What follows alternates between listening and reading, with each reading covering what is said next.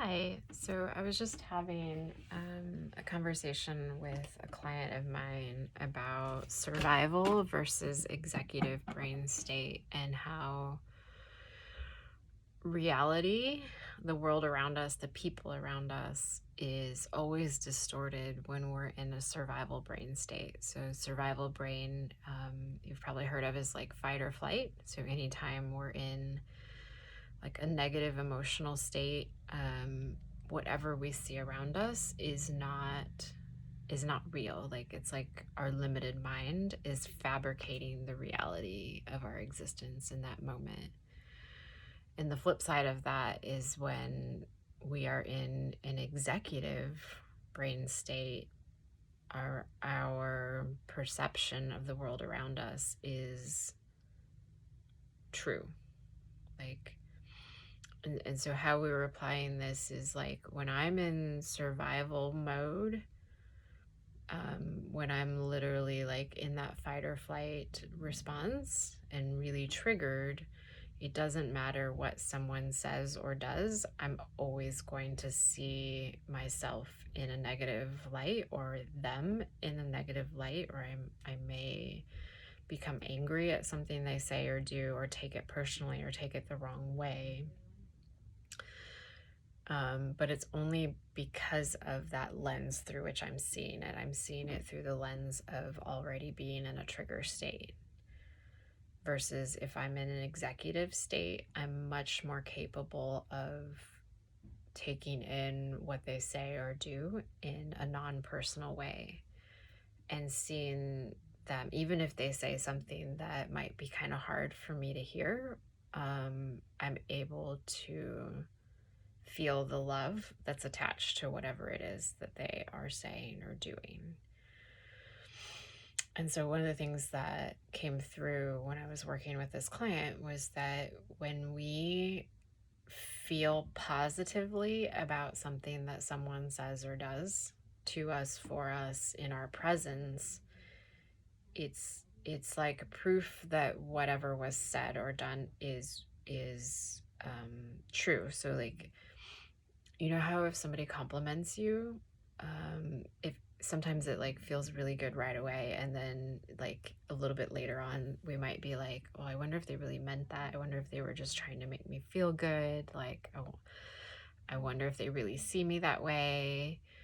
It's the way in which our mind will kind of like discount the compliments that people give us or the feelings that come through. And what I've realized is like when we feel that initial like wave of positivity, it's always true.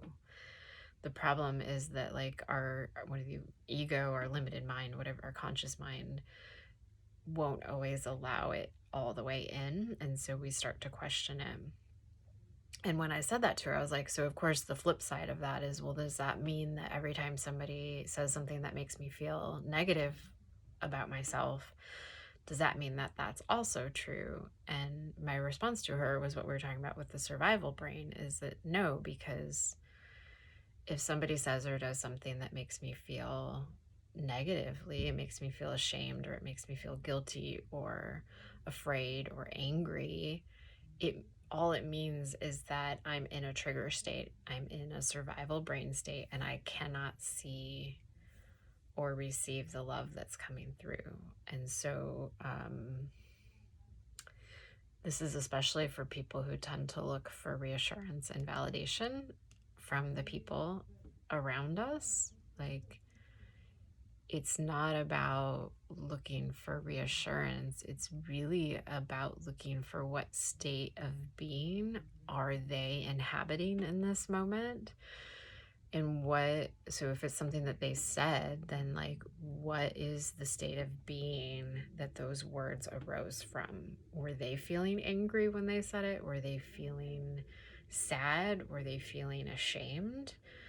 Because it changes the energy of the words that come. If they're in a state of feeling love and self-acceptance and worthiness, the words that come out of their mouth are going to be a reflection of that.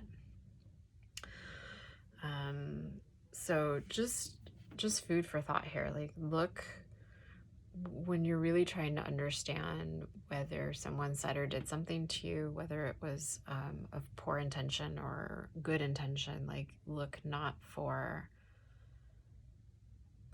to find meaning in their words or their actions, but look to find significance in the state of being that their actions or words came from. And the same is true for yourself too.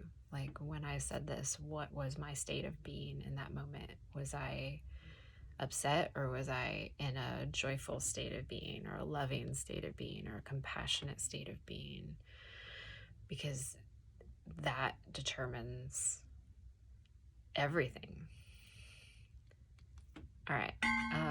Let me know what you think of this. This was kind of just some deep thoughts that came through this morning, and I really wanted to share because I felt like it might be helpful for others in navigating these sorts of things. So, yeah, comment below. And also, we have our Healing and Relationship group meets tomorrow morning at 9 a.m. So if you want to be a part of that, let me know. And otherwise, we'll see you soon.